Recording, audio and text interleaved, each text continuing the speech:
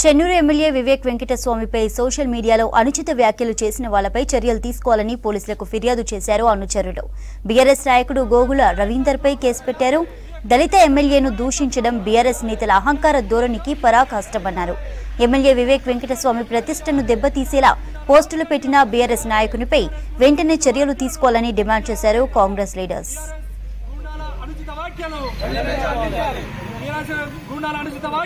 చెన్నూరు ఎమ్మెల్యేపై అనుచిత వ్యాఖ్యలు చేశాడు.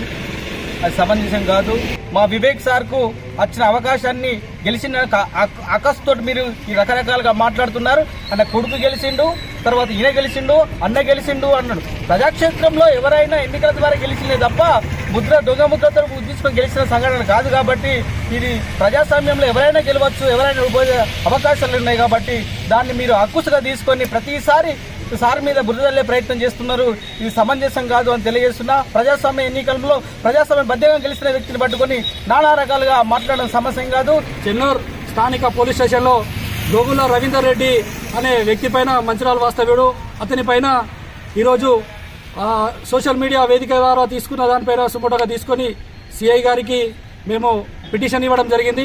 దేనికోసం అంటే అతను వివేక్ సార్ పైన అనుచిత వ్యాఖ్యలు చేస్తున్నాడు. అది అతనికి విజ్ఞత కాదు, అతని స్థాయి కూడా కాదు. అతని స్థాయిని మించి మాట్లాడుతున్నాడు. నీ స్థాయి ఎక్కడ వరకు ఉందో అక్కడ వరకు చూసుకో బిడ్డ.